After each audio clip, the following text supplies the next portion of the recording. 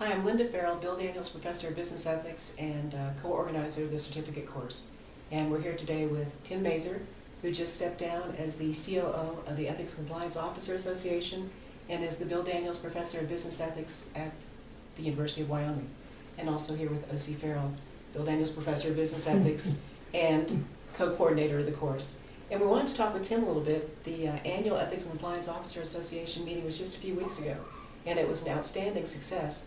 But if I had to ask you, what do you see as the future of ethics and compliance, just coming off the heels of this multidisciplinary international conference? How would you respond to that question? Well, thank you, Linda. I was excited to see that I think the field truly is advancing in the context of being more formal. I think both of you were at the event and had the chance to see that there was a plenary session on ISO standards. So this is the first serious talk that I've ever seen in our field. First, there was an ISO standard in risk management. Now there's one that's coming out in about 30 days on compliance management systems. And then they're working on one that will come out in 2018, very specifically in anti-bribery corruption. So that level of formalization is something that our field hasn't really seen. It has in some areas, like risk management, but still it's going to present opportunities because, all of us want to make sure that there's a proper balance between business program effectiveness and the integration of business ethics. So that's certainly something I've been working on. That's why we talked about ISO at the meeting, because my interest and involvement in making sure that the ISO standards welcome ethics being a part of it. And I think beyond that, certainly social media issues are very important to our to ethics and compliance officers right now. They continue to present challenges and risks. And one of the other big issues is big data. I think it's the topic that is maybe consuming the most attention among the larger organizations out there. Not only protecting against data breaches, but what does it mean to responsibly manage information about your customers, about your employees? There just seems to be so many money-making opportunities out there. And so I know the ethics and compliance officers are trying to focus on how can they pursue those markets in a way without violating people's privacy rights. You've got a lot of challenges as an ethics officer today. Ethics officers, they don't always get all the support they would like internally, but yet they're dealing with all of these issues that are cropping up from the regulatory area. They're also coming up from just new issues that bubble up almost every week that they have to respond to. What type of person can handle a high-pressure job like that? Yeah, it's a good point because we're working in a business environment where a lot of organizations only would have people in positions if it was legally required, right? You have to have an HR officer to manage affirmative action, regulations, and you have to have a general counsel for these reasons, but there are no laws that say you have to have an ethics and compliance officer. So all the organizations that do it, they're doing it voluntarily because they realize it's a good investment. The type of person is someone who has an open mind. It's not like you can just go get an MBA in a particular subject like this and then you just get to do the same thing every year for the rest of your career. New issues come up, as you said. You have to have that special kind of insight that allows you to kind of sniff out new issues as they arise, and hopefully you identify them early before they become a real risk for your organization. And that way you can have a proactive and a preventative attitude toward these things. Beyond that, I really think communication skills and interpersonal skills.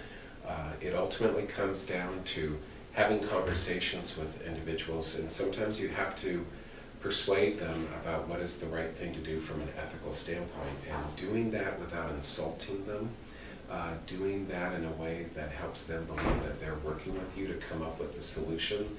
I guess that one book was Influence Without Authority.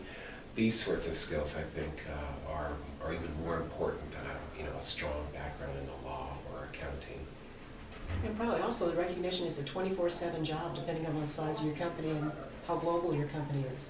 It really is, and it's even the sort of thing that when I was an ethics officer, the question came down to, the phone records for calls that I would get to my smartphone, because certain times of the day when or in the middle of the night, we'd have anonymous callers or confidential callers who wanted to have a conversation. They didn't want to do it at work, so they had to do it at 10 o'clock at night. I wasn't at the office at 10 o'clock at night, so if I allowed them to call my cell phone, then my cell phone records are now a part, can be held in discovery in a court case associated with that. And this is outside of the organization's IT system and telecommunication system. There's just a lot of different issues that come up. They're all very important, and in the spirit of what you asked us, I think the right person is someone who embraces that flexibility and just has a genuine desire to be there for the employees of the organization. Well, this is great for those people who are participating in our certificate class. I have one final question, and they're going into the classroom. Some of them are teaching business ethics courses. Others are teaching functional area courses, but what should they tell their students when they go to work for a company? How should they embrace the ethics program of the organization they work for? What can they do to avoid making mistakes? And how should they take advantage of the resources that most companies hopefully have? Well, that's a great question. A lot of information sometimes happens in that very first week during new employee orientation, and you have a million things on your mind. You might be in the middle of a move, your family might be away, you might be unpacking boxes or something, but really listen and pay attention, because I'll tell you that we have an unusually high number of ethics and compliance officers when I was at the ECOA who would tell stories of new employees coming in, especially young employees, and in the first 10 days, their manager would put them in a situation where they needed to do something that was a violation of a serious rule to be considered a team member. And you know how you are at the beginning of a job, you always want to please your boss. Mm-hmm. And then once they've made that mistake, now the boss can hold that over them, and if they didn't do every single thing the boss said from that point forward, the boss could say, remember what you did on that 8th day that you worked here, and you can get fired if I ever tell anybody about that, so you'll just do what I say. And this all happens at the very beginning, before they've been there long enough to get a feel for how the culture works and how the organization will protect them. So I think they should have their guard up, is the kind of a negative way. I think they should have very open eyes right from the very beginning and never allow themselves to be persuaded that specifically violating a serious policy is a way to be considered a part of the team. Thank you. You're welcome.